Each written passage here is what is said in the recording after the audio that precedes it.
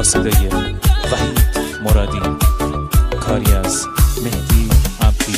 پلنگ وحشی بی من دستیا کردی، یار جنگی من، شلوار پلنگی من، خالش و روزارم بر مسیا کردی، یار جنگی من، شلوار پلنگی من، حسی که به تدایمتی برگی برندوه، یار جنگی من، شلوار پلنگی من، این جنگی کاتی عاشق تا که زندوه، یار جنگی من، شلوار پلنگی من.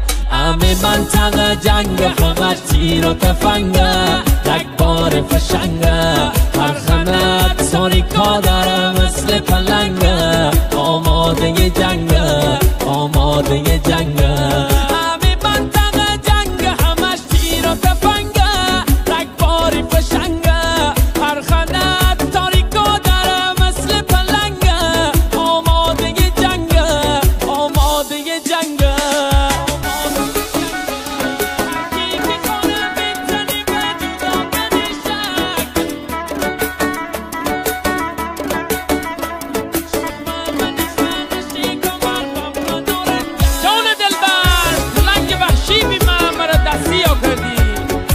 خالش و روزارم ببر مسیح کردی، یادش بخیر.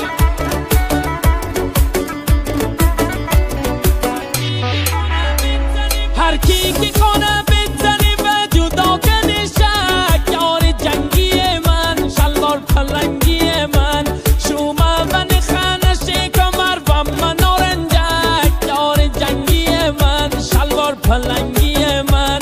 همه دوننه که هستیم اول و آخر، یار جنگی من، شلوار پلنگی من، کسش دست رکزم من نکندی باور، یار جنگی من، شلوار پلنگی من. همه منطقه جنگ همش تیر و تفنگه، رگبار فشنگه، هر خنت تاریکا داره مثل پلنگه، آماده جنگه، آماده جنگه. همه منطقه جنگ همش تیر و تفنگه، رگبار فشنگه، هر خنت تاریکا داره مثل پلنگه، آماده جنگه، آماده جنگه.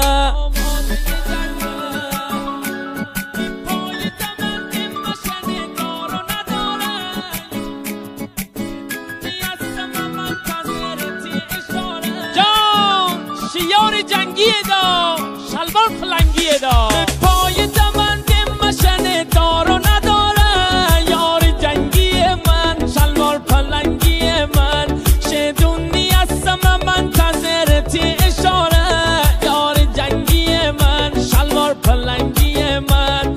حتی رنگره به اسم غیرت خالی خوره، یار جنگی من، شلوار پلنگی من، هم تیپیش بوری من تنابی داره، یار جنگی من، شلوار پلنگی من. همه منطقه جنگ فقط تیر و تفنگه، رگبار فشنگه، هر خنت ساریکا داره مثل پلنگه، آماده جنگه، آماده جنگه.